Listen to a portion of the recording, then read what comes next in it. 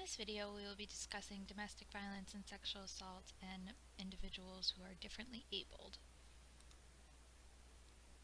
The definition of disability by the Americans with Disability Act is if someone has a physical or mental impairment that substantially limits one or more major life activities, has a record of such impairment, or is regarded as having such an impairment.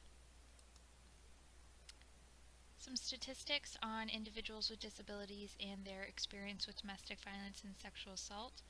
Women with disabilities experience abuse for longer periods of time by a greater number of perpetrators and are more frequently abused at the hands of healthcare workers and personal care attendants, and they have fewer options for leaving the abusive situation.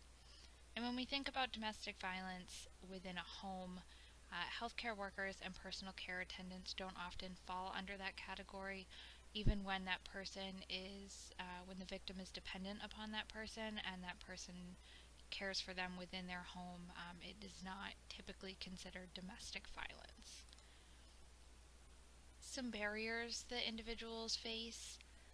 They often rely upon the perpetrator for daily assistance, so if this is someone who is married or a caregiver, the person with a disability is often reliant upon the person who is abusing them for day-to-day basic lifestyle things like feeding, changing, assistance to the bathroom, things like that.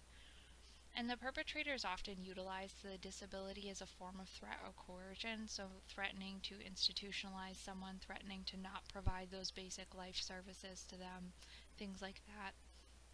And then there's also a barrier to the accessibility of services such as crisis centers who may not be accessible for someone who is in a wheelchair or not capable of driving, things like that. There may be barriers to accessing courts, filling out documents, and even something as simple as calling the police. In New Hampshire, the following law is in place regarding reporting, so any person who has a reason to believe that a vulnerable adult has been subjected to abuse is required to make a report. So in thinking about how to assist individuals who are differently abled and their experience with domestic violence and sexual assault as librarians, we really should be discussing with our supervisors the role that we play in reporting, whether or not someone who believes or suspects abuse is happening needs to make that report further up in the hierarchy within the library before it gets reported, or if they are just supposed to report right away. Having conversations about that before having the experience will make it a seamless transition when you do suspect abuse is occurring. And then we can also create accessible information through a variety of ways, and I've just listed two here. Having wheelchair accessible stacks so that someone can go and find information if they're not comfortable talking to a librarian about what they're looking for, as well as having accessible catalog stations. I know some libraries utilize rolling stacks. Someone in a wheelchair may not be able to utilize those. So thinking about the placement of information that individuals might be seeking and where it's going to be most accessible to them. And then also creating visual or hearing assisted technologies so that individuals can get at the information that they are looking for. So whether that is a audiobook of materials, or if it is large print or braille, things like that.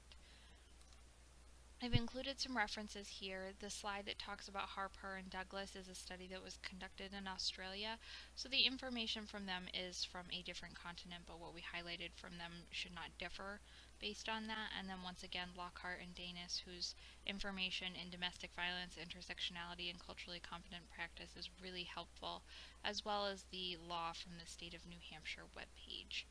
There is minimal research done on disability and domestic violence, which is why, one, this video is so short, and two, why there aren't as many resources on this page. So really just being cognizant of that when you are developing your collections or trying to create programming for survivors or victims of domestic violence and sexual assault, that this is often a category that is not discussed about a lot.